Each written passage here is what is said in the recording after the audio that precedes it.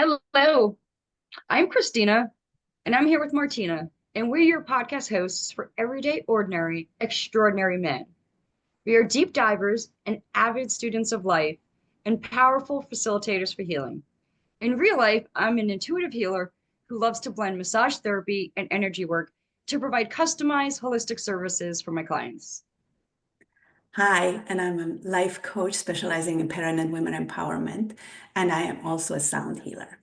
And we both incorporate crystals, essential oils, angelic Reiki, and of course, intuitive guidance into our work. So here's our context.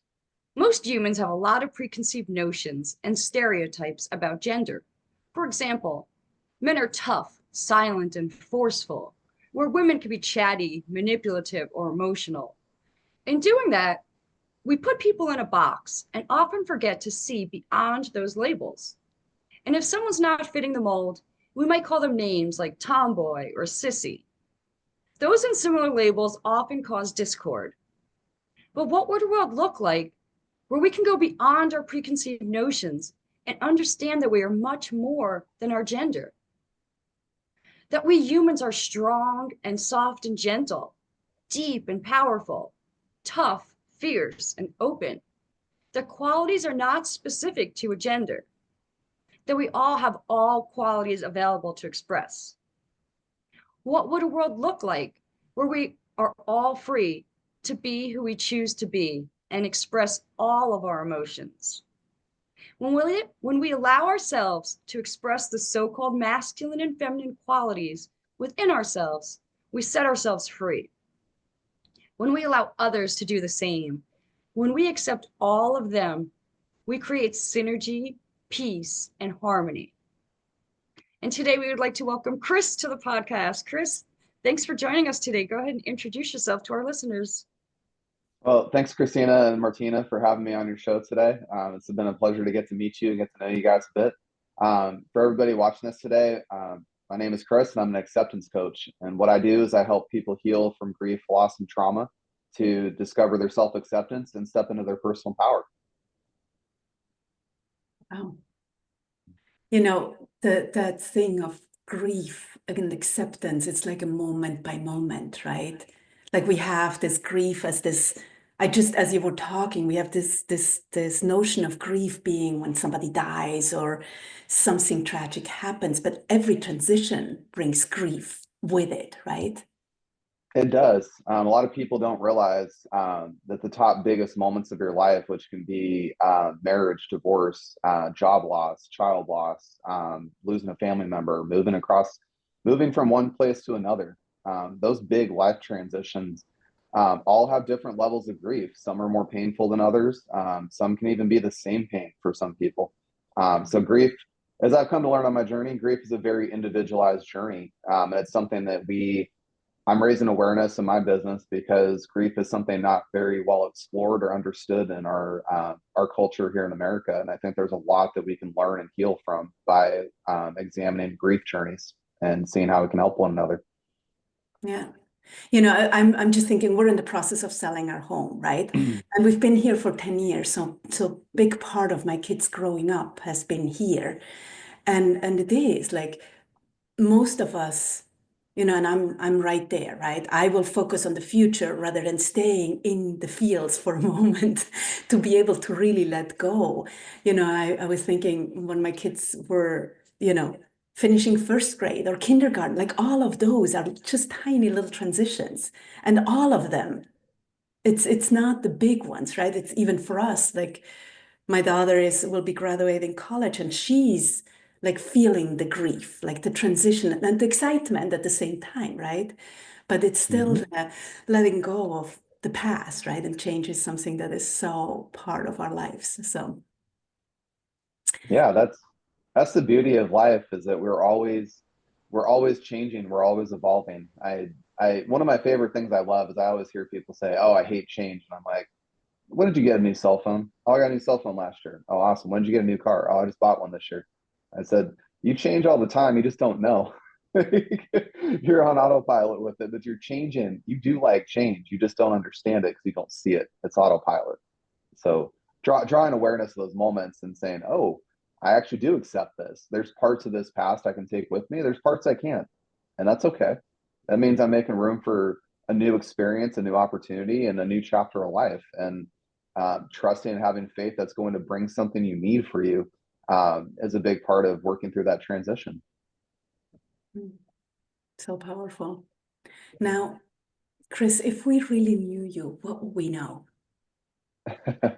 If you guys really knew me, you'd find out that, my astrologer that I got back in 2020 put this all together for me in a beautiful sentence. Everything that was supposed to go right for me went wrong, and everything that went wrong became a blessing. And when I heard that back in 2020 in the middle of COVID, I looked at her and I said, I'm filled partially with a little bit of anger with that one. But also at the same time, I'm mystified and I have questions and I'm inquisitive. And the reason I share that, by the way, is because I've had a lot of hardship in life. I've had a lot of setbacks. I've had a lot of, I was a big people pleaser for most of my life. So I dealt with a lot of people bullying me and telling me who to be, how to think, how to feel. I dealt with a lot of narcissistic behavior from people. I've never really had easy path in life. I've always had to figure it out myself and grow and learn through very, very hard chapters of life. More importantly, I'll fast forward in my life, the two big moments I had. My grandfather passed in 2020 from a terminal cancer he had. He fought a long battle for 3 years. And long story short, I came home because he wasn't doing well. And he passed away in my arms one day when I came home. And I had my first experience with death. And in American culture, we don't really talk about death. We really don't, and I'll share because it's what happened with me. You get a couple hours with your loved one that passed, and then the medical examiner or the funeral home person comes and scoops the body away. That's it. That's the rest you see. The next thing you see is either a casket or a small box of ashes and a little get together with family. That's it. And we don't really ever take time, by the way, to really understand our grief journey with that. We don't understand a lot of those complex emotions and feelings we go through.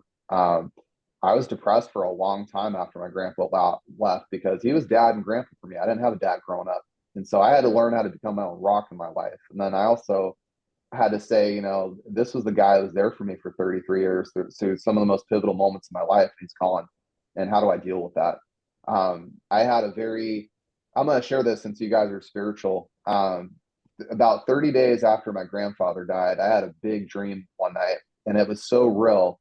It was like you and I talking on the Zoom call, and I'm in this dream, and my grandpa's like his normal self. He's right there, full body. I can hear him, see him, touch him, smell him, everything. And I started asking him, like, where have you been? Like, so where are we? I was so confused, like what was going on. And we ended up having like a big conversation, just like we are today. And this conversation ended, by the way, with him saying, I have to go. And I said, I don't understand. Where are you going? What are you doing? And he just said, I have to go and I love you. And then he left. And so I woke up at 4 a.m. crying my eyes out. I didn't know what the heck happened. It was one of these very surreal moments in my life. I still to this day can't put in context with things, but it happened. And so it really made me believe there is a world beyond our afterlife that we go into from this planet. But to get back on topic, that was one of those moments I had. My other one that came 2 years later was one I really wasn't grateful for in the moment because it was brutal. But my wife and I lost our first child in 2022 to stillborn. And that was something that I was going through, losing my job 3 months prior to that happening. Her mom's a narcissist, and we got verbally and emotionally abused the whole time we were pregnant. And so I have a lot of pain attached to that. And, but what I'll share is when I held my son the first time, I had nothing but love. In the middle of this very hurtful moment and, going through narcissistic abuse. And then I hold my child and everything stopped. The whole world stopped. And it was just love. It was like something put a veil around my wife and I. It was just us, just me, my wife, who's Christina with a K, and then my son, Caden. And it was the most beautiful thing in my life. And so when I went home, though, I went from being happy in the hospital and smiling with him because I had so much love for him, but I was angry after that, very depressed. And So to share a little bit about myself, I had a choice when I left the hospital. I always share the story. I was at a stoplight, a block from the hospital, and I was raging angry because I had to let go of my kid. That's hard. That's real hard. And somehow that anger transmuted to quiet in my head. I got really clear. And something in my head told me, you're at a pivotal point in your life right now. You have a decision to make. You can either destroy your life, you can create life. Those are the options you have right now.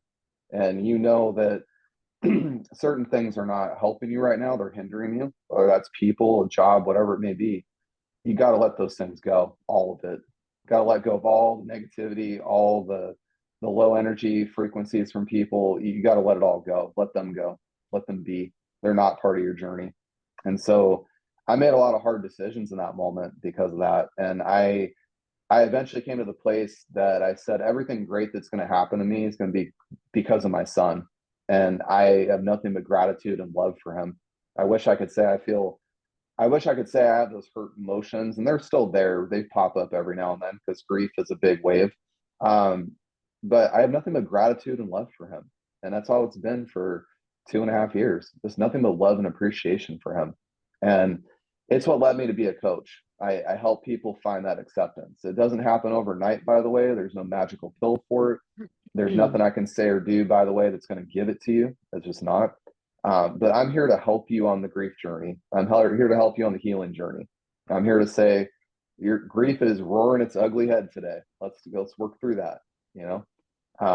So I have this beautiful blessing from these 2 moments of my life to really help people through those turbulent chapters of life. And nobody should go through it alone. I had to do it for the most part alone because I couldn't feel safe enough to talk to people, because I would hear these phrases of like, move on, or oh, it just happened, or it's a thing that experience you had. And when it comes to a child, I'll be honest, that doesn't work. Just don't ever tell yourself that. It ain't gonna work. And even with somebody you very much love, it's not gonna work. Can't get over it, man. Can't. Don't do that thing. That's hurting yourself, and you've already been hurt a lot, right? So as a man, we have feelings and emotions just like women. Hate to share that, but we do.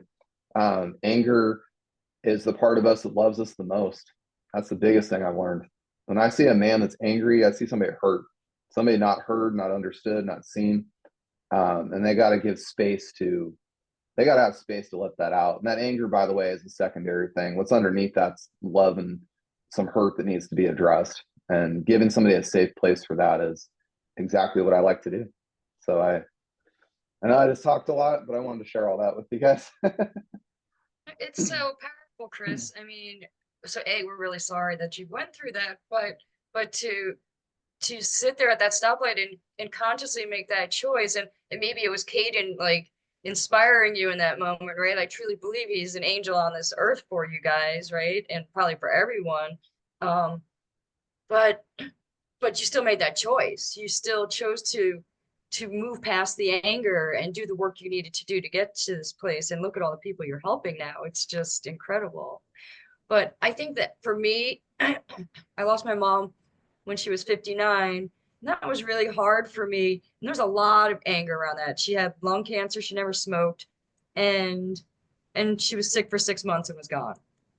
And Oh, it tripped a lot of things for me. So like I was a massage therapist and healer. And then I couldn't help my mom. That one was really, really hard. Um, but after giving myself the space to do the work, I realized part of her leaving was for me to really learn how to communicate with the non-physical. And maybe that's part of yours with Kaden too, because we have the ability to talk to all of these people and communicate with all these people in our life, whether they're on the physical plane or not. And my mom, I watched a lot of Sylvia Brown when she was sick, and I took care of my mom when she was sick. And there was an episode where someone was like, Sylvia, someone throws change on me when I was in the shower. And Sylvia's like, oh, that's your loved ones just getting your attention. So I was like, Mom, when you're on the other side, just so my mom sends me dimes, and none of my family believed this for the longest time until like the first Christmas without her. My sister comes in and says, "Before we open presents, I've had something in my shoe all day," and she takes the dime out, and I'm like, "That's Mom saying Merry Christmas." But you we have to shift. Like we're used to physical, tangible. We live in a physical world, used to that, and shifting to appreciate the non-physical world is really, really hard for us. But I think these moments really help us to learn that and learn how to let them contribute to our world still. Yeah, I mean, I'm glad you talked about, physical things happening because I've read about that and it's a real thing. I've heard those experiences and I'm befuddled by it because it happens without you thinking, without you doing something. I find coins on the ground all the time, and just like you, and I look at the dates on them sometimes, and I get mystified because certain years pop up on coins, and I go, I remember what happened that year. I remember what big thing was going on, or what thing we did with that person. And it just kind of gives you like goosebumps, kind of thing. Like you just, I mean, I had a dream too. Like after I lost my son, this was wild, wild dream. I couldn't make out faces of people, but I could hear voices. And it was a white hospital room, completely white. Everything's stark white. And there was a bunch of these little kid voices, and they were all excited. Like, you've been around little kids on a playground, like at a birthday party, and everybody's just like, yeah, like all this happy energy. Well, that's what was going on. And all I could see, by the way, it was like, if you were seeing from my view of my hands right now, I saw that. And I saw this like, my son's image we have for him is a lion. That's what we represent him as. And I saw something that was like a tiger or a lion. Couldn't really make it out, but I heard my grandfather's voice behind it. That was the trippy thing. And so he was holding this lion, and he kept telling everybody, quiet, the baby's sleeping. And I was going, what the heck is going on right now? Like, I don't have words for this. Like, um, and so the same thing, you have these dreams that happen. You have these physical, tangible things like coins being thrown at you, or even finding dimes. By the way, that's a big sign from spiritual world trying to communicate with you. And when you allow yourself to be open to that, like you have after losing your mom, if you're open to that feeling and understanding, it is truly amazing what messages come through. Yeah.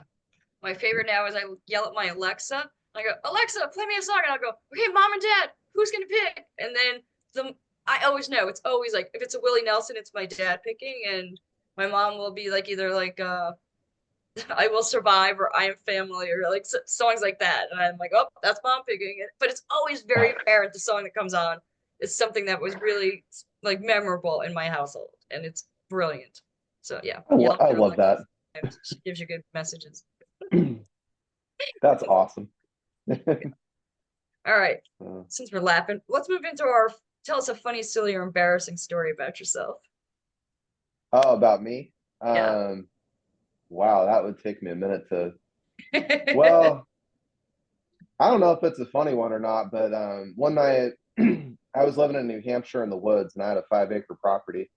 And for whatever reason, we were sitting down at the table playing cards or something. I saw a huge black face pop up on my back dining room window, and it scared the living daylights out of me. Um, and anyway, long story short, it was a huge bear. Thing was about 7 feet long. I mean, it had a big, huge face. Um, anyway, I got spooked, and my I didn't say anything to my wife. I just was like in shock, so I went running to the other side of the house, and this thing walked all the way up against the house, up onto the patio. We were sitting out there a half hour earlier, so thank God I wasn't sitting there. But anyway, I called him Ghost because he was just a big black bear, and it was getting dark at night. And anyway, he just like moseyed through the property, but I was kind of freaked out or whatever, so I called my grandfather because he was Mr. Hiker. He saw bears up close and personal out in the woods. And anyway, he made fun of me. He's like, "You big chicken. He just wants to go eat the bird seed. Leave him alone. He's fine." Like, that's kind of freaky when you see a huge animal like that At your window. Yeah. at your window. I mean, literally making eye contact with you, and you're like, "I don't know what's going to happen right now." Like, I don't want to be your dinner. Thanks. yeah. It's like, I don't want to be your dinner. You can eat anything you want on the property. I'm cool with that. Just don't eat me. Oh Lord. Yeah. That would be scary. You stay there, I stay here. Let's respect each other's space. Exactly. Exactly. Yeah. Yeah. Yeah. But So, Chris, what makes you come alive? What are you most passionate about? Well, now that I've found my gift in the world, took me 38 years to find it. I'm passionate about helping people on their grief and healing journey. I'm very passionate about it, and I've taken a spiritual walk of life lately since 2020. I've I've talked to so many people.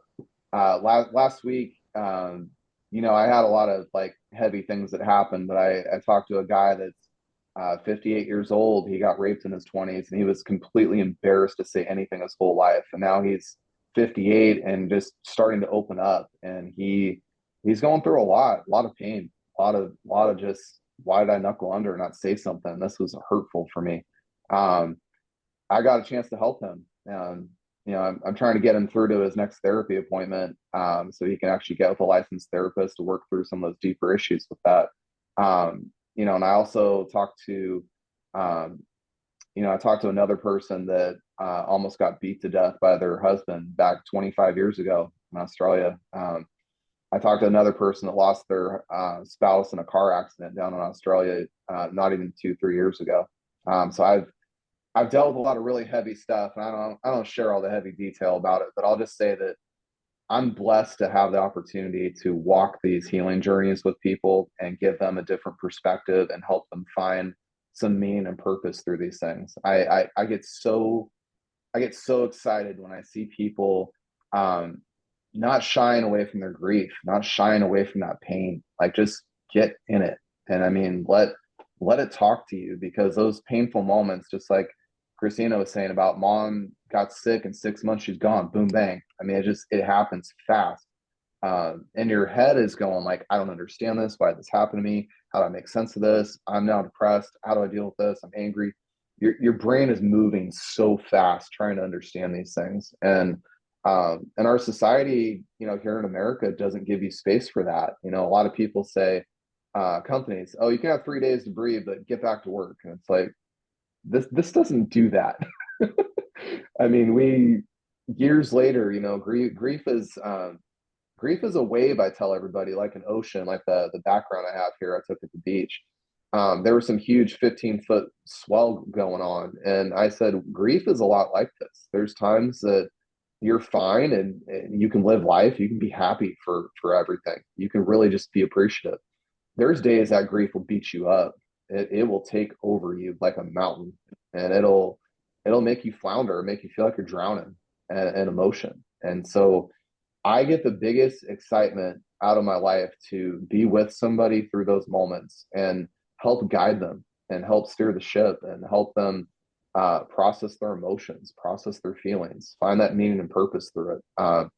My coaching thing that I phrase it as is that, and this is what helped me get through both of my losses, is I call it the gift in shitty wrapping paper. It does not look good. It does not seem good. We don't know what this is, why we needed it, why we got it in the first place. It's just like, we're just sitting there going, ugh.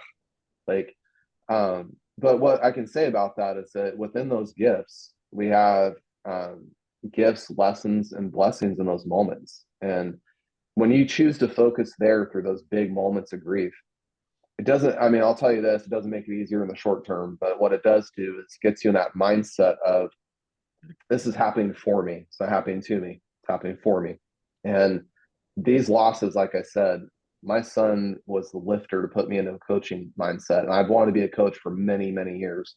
And I never really knew how to help people. I never really knew, I'm good at a lot of things. I'm kind of the jack of all trades, but to be in that place that he put me, which is, you need to go help other people that are suffering right now. You need to go help other people that are hurting right now. You need to show this person that this grief is one of the biggest gifts they'll ever get. It just looks like garbage, but it's not. And you need to show people how to find that path. And so, when you can put yourself in that place to see it as a gift, a lesson, or a blessing, it will help push you through that grief. I'll say this too, that there is no such thing as moving on or getting over it, letting go. That those things don't exist. Those are very, very outdated ideologies of grief. What I do share with people is there's moving forward, and moving forward is a big process. It's not going to happen overnight. My wife still to this day, and even myself, by the way, still hurt by losing our son. It rears its ugly head all the time. So there is no moving on from it. There's just not. You can't say, oh, it just happened to me. It's just a thing that happened. You can't, because you'll suppress your emotions, by the way. And what I like to share about that too is emotions are a lot like a ticking time bomb. The more you try to press them down, they'll start pushing harder, and eventually they're going to go and just blow up in your life, and cause chaos. And so, especially for men, guys, the whole tough guy thing with the ego and pride deal, and I don't feel things. Stop lying to yourself. Stop it. You're a person. You're a human. You have feelings. You know what? Women are not just the only emotional feeling people on the planet. I hate to tell you that, guys. You and me have it too. We just do a better job of hiding it. So, so I try to Oh, encourage is it men. hiding or is it suppressing, right? It's Maybe a a little bit both. combination of both. Uh, Yeah. it's interesting because I remember when my grandma died. Well, there's a few things. When my mom died, my sister said, like they say, time heals all wounds, and it's not that time heals all wounds. It's just puts it a little further back in your mind, so it's not in your face as much. But it's not, it doesn't heal it unless you do the work, right? And I remember when my grandma died, my uncle would say it's like surfing, right? In the beginning, you're in the water all the time. And then slowly you get on the board and you're like, yes, I did it. And then you think you've mastered it. And then there comes the wave that just tosses you down and smashes you. And it's an ongoing process, right? It's an ongoing process. I love that analogy of surfing. That is exactly what grief is like, to the T. So Right. yeah, men, I've talked to them. The guy that I'm working with in the UK right now. I mean, he messaged me yesterday saying he wants to kill himself, and I feel awful. I'll share this with you guys. It's hard for me to say, but I just poured nothing but love into this guy yesterday on purpose with intention, love, because that's what that cry for help was. And I told him, I said, I don't even know who you are. I don't even know much about your life. I've heard what's happened to you, and we talked for 2 days. But please don't do that, because I see underneath you, a very hurt person that needs to be heard and has a story to tell. And you still have opportunity in life to do something. And you're giving me opportunity, by the way. You're giving to me, even in this worst moment of life, you're giving. And so I just share with people, I'm trying to teach men that things like love and empathy and kindness and feelings and emotions, they're not weak words. They do not make you weak. That vulnerability is not weak either. I've shared my story so much in the last 60 days on different podcasts, and I've been absolutely amazed, because some of my mindsets are like, I don't feel safe sharing this, or I don't want to share this, or why am I sharing this? I'm a man. I should be able to figure this out. All went away. All of those did, because the people I talked to said, how can you be so vulnerable with that? I mean, you lost a child. How can you talk about that? And I said, if I don't, I fall apart. If I don't talk about it, I get depressed. I said, that's the truth of it. I said, I'm a very external person. I like to get it out there. And I said, my biggest fear as a man, by the way, if I don't get to share my son's story, if I don't get to share Caden's name, if I don't put meaning and purpose behind it, his life was for nothing. And that's what's on the line for me personally. If I don't do those things, he was just another blip experience in my life, and I can't deal with that. That's the one I can't do, and I won't do. That's a choice I'm making. I chose to put meaning and purpose behind that. Christina talking about the way she did about her mom passing, there's meaning behind it. Mom is still there. Mom's in different form, but she focuses every day on celebrating those little things that mom still gives, whether it's coins and dimes, playing music on the Alexa. Those are not woo-woo things. They're not. That's the spiritual world coming down to talk to you and still be there, just different form. And when you can open yourself up to that and celebrate these people that were big in your life, doesn't have to be so much pain attached to it. It really doesn't have to be. There's celebration that takes place with it. And that's, by the way, a very balanced thing I've learned in my own journey. It's a very balanced thing. But the more that you tend to focus on celebrating those people and finding purpose and meaning with them, it gets a little bit easier. And that's where we can walk forward in life, not moving on, but walking forward. And that's a good place to be in your healing journey. So good. Well, one of the things that you were like, I think I read that somewhere, is that like the suicide rate amongst men is like when something like tragic happens is so incredibly high.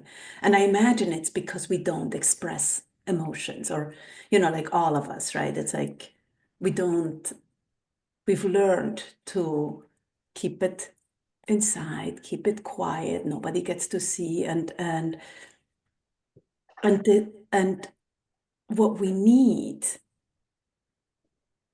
I'm going to say, to heal everything that is going on is to actually show ourselves, right? Mhm.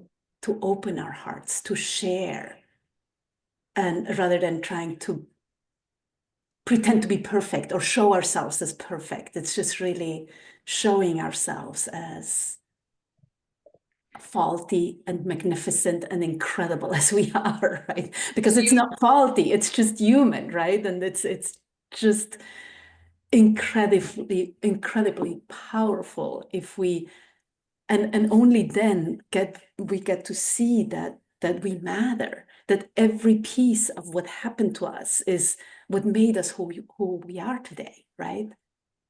Exactly. That's I read a book called trying to remember the name of this thing. It's a beautiful book. Untethered Soul is the book I read.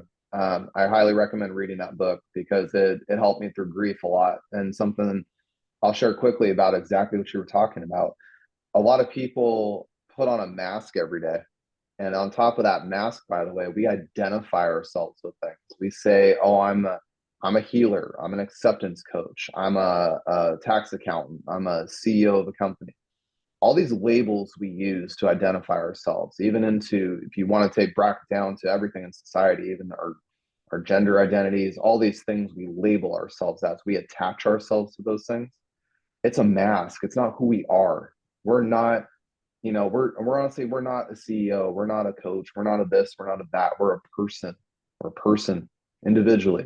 And so that mask that we put on, though, is how we parade around in society. And that's where we get a lot of interpersonal conflict. We get a lot of ideologies that are different, and we get that discord between people. It's these masks we put on that create a lot of that. And so, something I learned from Untethered Soul, by the way, is that when we identify with things like that, or we identify with our emotions, when we say things like "I'm angry" or "I'm frustrated" or "I'm happy," and we identify with those things, we're not our feelings and emotions. We're not. A lot of people get that mixed up. I did that for many years till I read this book, and I finally started understanding that I'm not these emotions. And this is what the language that we use to talk to ourselves, by the way, is one of the biggest things that we all should be working on at various points in our life. It doesn't matter if you're 10, 20, 50, 70 years old.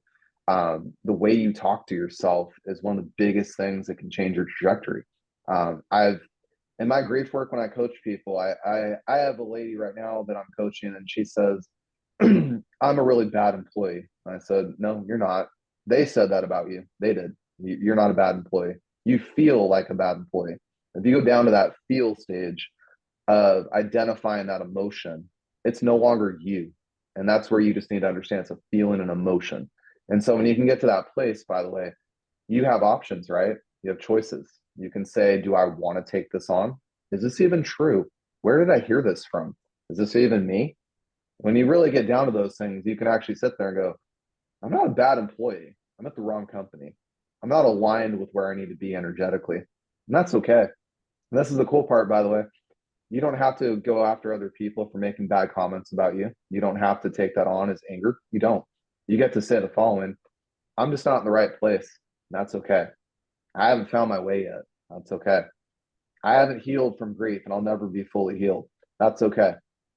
When you when you give yourself permission to just feel and not identify with things, you give yourself so much freedom to make better choices and better decisions for you. And at the end of the day, by the way, the only person that matters is you. That's the only person that matters. It doesn't matter what Chris says or Martina says or Christina. It doesn't matter what we say. Really doesn't. What matters is what's important to you and how you see yourself.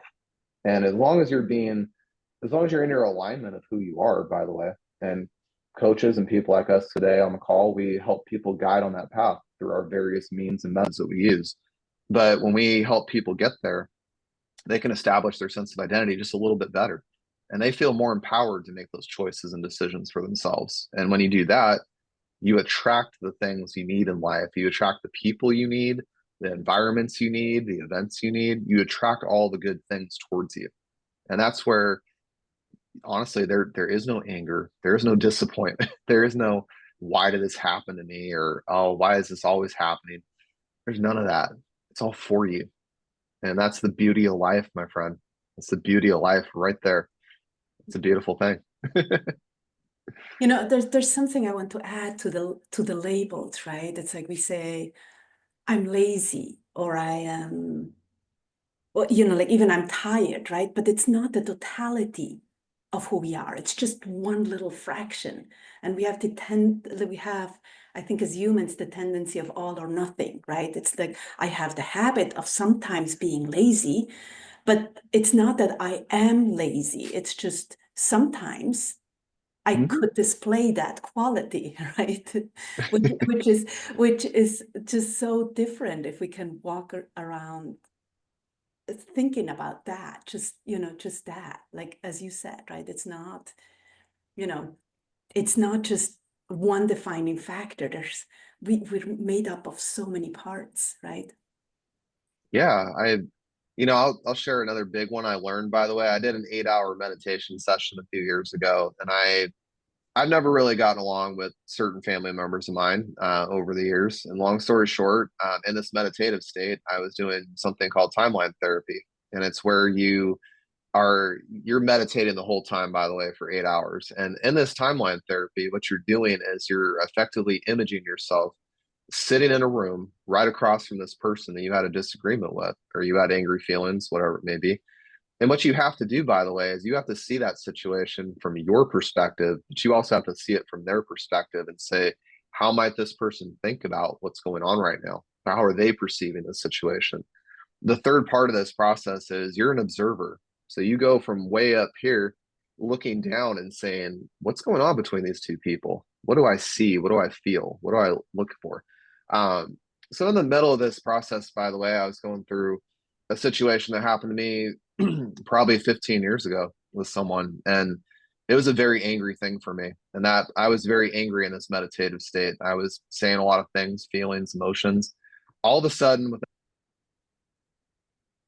Oops, your mic went out, Chris. Your mic went I out. feel seen There you go. and I want to feel understood. And I cried. I went from angry to sad in 0.2 of a second. And I broke out of that state because it was so shifting for me. And I said, holy cow, like what did I just step on? And the reason I got scared, by the way, and it's what I help people in coaching with too. When you actually get to feel, hear, and see the real you, the real Martina, the real Christina, when you feel that person, it will scare you because the mask is gone. All the eye attachments and everything are gone. It's just, and so when you get to that place, it is scary because everything you thought and believed doesn't exist. What does exist, by the way, is you. And that place doesn't have negative emotions and anger and all those things. It doesn't have that. It has gratitude, appreciation, has love, has kindness, has empathy.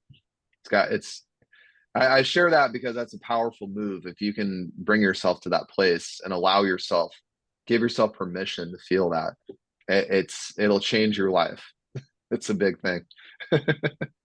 Such good stuff. So Chris, all this work is hard work. It's hard being a coach and being a stand for other people. So what do you do to take care of yourself and recharge your batteries? So for me, I paint at night. I got into in the middle of my depression. I started watching Bob Ross, and I'm sad to say I was about born on the planet by the time he was about 45 or 50. And he was on the TV for about 26 years as I was growing up. But I got into painting just watching him, and the biggest thing, the reason I got into it, by the way, is painting takes my mind off of everything. It allows me to create my own world, and as Bob says, this is your world. Create it how you want it. And then he also talks about when he's painting trees, for example, he always says everybody should have at least one friend. So he always puts multiple trees so trees have friends. Happy little trees. Happy little trees. The other thing I do, I have two pet rabbits I just adopted. I lost my 12-year-old Netherland dwarf last year to cancer. It was very sad. I know it's weird to hear a grown man cry over a 3-pound rabbit, but that little rabbit was like my child in a lot of ways, and I he grew up with rabbits. I had pet uh, rabbits and as a child, and then my brother's 13 years younger than I am. So when he was about 5, he got a rabbit. At the same time, my sister was in college and took a rabbit home from a fraternity that was just feeding it Twinkies and Yodels. And so oh there were no. just 2 rabbits. These two lived in the house. When we were younger, there was a hutch in the back. These two lived in the house, and it was pretty funny. One lived in a cage. Awesome. One free roamed the house. I One love that. had a litter box and free roamed the house. So it was pretty funny. I love rabbits. Yeah. So you know all about rabbits. I do. I love them. I love them. Yeah. Yeah. Mhm. So that's what I do to decompress from coaching. I paint, I play with rabbits. They're crazy. I get clawed up and bit sometimes, but you know, they love you. They're the best. So, if you had a magic wand and you could give people any quality, what would it be and why? You know what I would give people, and it's taken me a long time to get here to say this, but I would give people inner happiness. If I could wave a magic wand today, I would give you inner happiness, because there's not any amount of money you can make in this world. There's not a house nice enough you can live in. There's not a nice enough car you can drive that will ever bring you happiness. It won't do it. I was in mortgages for 8 years. I consider and say there was months I made $25,000. The month my grandfather died, I made that money. It didn't mean a thing to me at all, nothing. And so if I could wave a magic wand for anybody, find inner happiness. That is all that matters in this world. So inner happiness, by the way, lets you make the world as you see it, just like Bob Ross says. So For me, inner happiness is like equal to self-love. It's just like you're at peace with yourself, you're loving all of you, and then you could create anything in the world. It's just like And acceptance is in there as well, right? Yes. It's totally acceptance, because you can only be happy when you accept whatever is around, right? Yeah. As it is, right? It is what it is, and it becomes what we make it, right? Yeah. yeah, that's something I tell people in my coaching practice, because I've gotten this question before. I say, what is an acceptance coach? And I said, acceptance coach is here to help you get to that stage of acceptance. And by the way, acceptance does not mean you like it and agree to it and you're happy with it. It doesn't mean any of that. What it means is you're willing to take that situation for exactly what it is, not what you think it is. And that gets you to that link of being able to heal.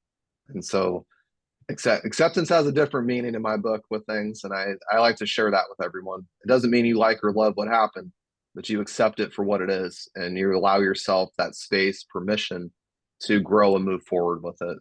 And that's a beautiful process when you can get there. Yeah, absolutely. Anything's possible from that state. Yeah. So Chris, last question. What's the legacy you want to leave? What do you want people to remember about you? I want people to remember that I'm the guy that got kicked down 9 times out of 10. I still got back up. Perseverance is my legacy I want to leave. And I also, by the way, I want to leave a legacy of leaving people better than I found them. I've my whole life up until the last probably year and a half, 2 years, it's just been lots of negative stuff in my life. People just kicking me around and saying awful things about me and treating me as somebody I'm not. And I don't, all those experiences led me to where I am today. But I want to be the guy that when I cross people's paths, it's because God put me there. God wants me to help you. He wants me to somehow guide you through what you're going through. And I want to be the guy that if I had to put something on my tombstone when I die, and I want one of those big spear tower things when I go, but I want it to say on there that always left people better than he found them. That's the legacy I want, is exactly that. Because this world needs a whole lot of that. A lot of the world needs more people out there that can leave other people better than they found them. If we could live in that world, this whole world would shift in a positive, astronomical good way. We'd be a lot kinder to each other. Beautiful. And it's you always are where you're supposed to be, right? You're always, you couldn't be anywhere else because you're there. So, and you meet the people you meet because you need to meet them for whichever reason, right? Exactly. Yeah. So Chris, do you want to tell us about your business? Tell us, I know you spoke a lot about it, but just maybe there's something that you haven't said yet, or how people can find you, and it's all going to be in the notes, but anything else you want to talk about with regards to your business? How do you So with people? so what I do right now, I'm in a lot of Facebook groups online because there's a lot of people hurting right now and hurting bad. And so I'm on a mission right now doing God's work, which is reaching out to people that need help. That's what I'm doing. And as far as my coaching business goes, what I'm really creating, especially for men, but I work with women too. I don't discriminate. I'm about, if you're a person and you need some help, I'm here for you, just straight up. I also at the same time want people to know that when you do coach with me, if you decide to or want to reach out and talk to me, this is a judgment-free, safe space for you. You can say and talk however you need to feel, however it needs to come out. There is no limitation with me on that because I want you to know that you're not alone. There's other people going through things like you're going through, and I'm giving you the safe space to work through those things you're going through, whether that's loss or grief or trauma. I want you to feel safe and comfortable in that journey. And if you can't find that elsewhere, you can find it with me. And I'll also be there to help you out of it because I didn't have people to help me out. I really didn't. I had to figure it out myself, and that's hard. And so if I can be the one person that we cross paths and I help you just even 1% on your journey, I love the opportunity to do that. So if you guys are interested in connecting with me, I'm on Facebook. I can share the link with Martina to my page. You guys are more than welcome to comment, direct message me. I enjoy talking with other people and getting to know their stories. My website is www.acceptancecoach.com. And I'm also offering free discovery calls, is what I call them, for an hour that you can jump on the phone with me. You can ask me any questions you want about me. I'm an open book. You can also tell me exactly what you're going through. Again, without any judgment, it's a safe place.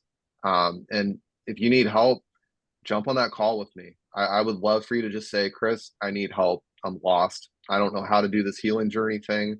My grief is just really roaring its ugly head today, and I just need somebody to talk to. I'm your guy. So I just want to put that out there. If you guys need help, just let me know. I'm always here. So beautiful. Thank you. Thank you for doing that work. It's so incredibly necessary. It really is,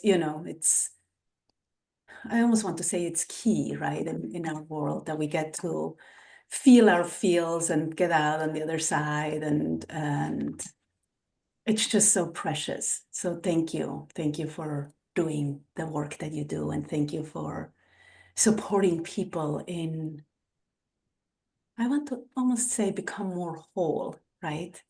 Like more at peace and more whole. Yeah. And for all of you people out there that are listening, thank you. Thank you for being here. If you love this, please leave us a review. Please share. Please go check out Chris's website and Chris's Facebook. And if you want to find out more about us, you can check out our Linktree profiles in the notes as well. And please remember that you are extraordinary. You rock. Have a wonderful day. Bye for now. Bye, everyone. Chris, you get to end this for us? You know what? I just want to say thank you, Martina and Christina, for having me as a guest on your show. This has been a great conversation, and I've loved to gotten to know a little bit about you guys today. I can just tell the energy. By the way, you're beautiful people doing beautiful work. It is necessary in the world, and I just want to commend you for the work you're doing. And even having this podcast, you're reaching more people than you know and helping more people than you see. So I just thank you for allowing me to be part of your journey today. Thank you. Thank you for being a partner in this journey with us. Yeah. Bye now.